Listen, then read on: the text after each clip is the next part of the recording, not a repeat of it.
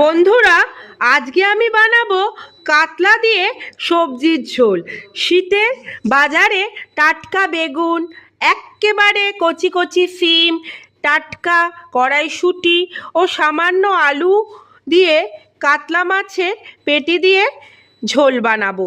মশলার জন্য আমরা নিয়েছি একটা পেঁয়াজ, আদা, রসুন, টমেটো, কাঁচা লঙ্কা ও জিরে। একটা মশলা বেটে নেব আর সবজি ভাজার সময় একটি পেঁয়াজ ভেজে দেব। কাতলার পেটি দিয়ে এইভাবে টাটকা সবজির ঝোল খুবই ভালো লাগে। কড়াইয়ে তেলের মধ্যে মাছগুলো ছেড়ে দেব। গল্প করতে করতে রান্না করতে ভালোই লাগে, জানেন তো। আমি তো আলাদা করে সাউন্ড চেক করি না, রান্না করতে করতেই আপনাদের সাথে গল্প করে নিই। কাতলার পেটিগুলো ভাজা হয়ে গেছে দেখুন। এবার ধীরে ধীরে তুলে নেব, তোলার পালা।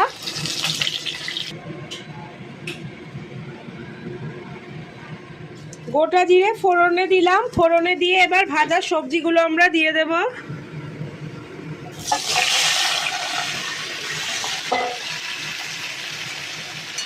কাটা ধুয়ে রাখা সবজিগুলো ভেজে নেব। শুধুমাত্র গোটা কড়াইশুঁটি অর্থাৎ পানশুঁটি কড়াইশুঁটিগুলো আর পেঁয়াজটা একটু পরে অ্যাড করব। লবণ দিলাম, হলুদ দিলাম। দেখতে পাচ্ছেন গোটা গোটা সিম এবং বেগুনগুলো মোটামুটি ভাজা হয়ে গিয়েছে। এবার পানশুঁটি কড়াইশুঁটি অর্থাৎ খোলাসহ কচি কচি কড়াইশুঁটি ও পেঁয়াজটা দিয়ে আরও মিনিট পাঁচেক নাড়াচাড়া করব, তারপর বাটা মশলাটা যোগ করব। দেখতে পাচ্ছ বন্ধুরা, পানশুঁটি কড়াইশুঁটিগুলোর কোনোটা খুলে কড়াই বেরিয়ে গিয়েছে। এবার আমরা বাটা মশলাটা যোগ করব, বেটে রাখা মশলাটা যোগ করব।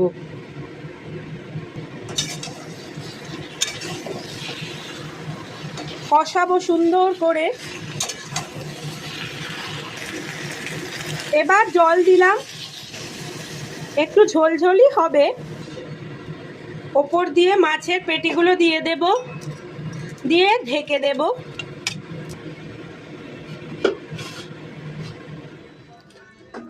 তৈরি সুস্বাদু সিম, বেগুন, কড়াইশুঁটি দিয়ে কাতলার পেটির ঝোল। সামান্য চিনি দিলাম, আপনারা না দিলেও পারেন। সামান্য চিনি দিয়ে নেড়ে চেড়ে নামিয়ে নেব।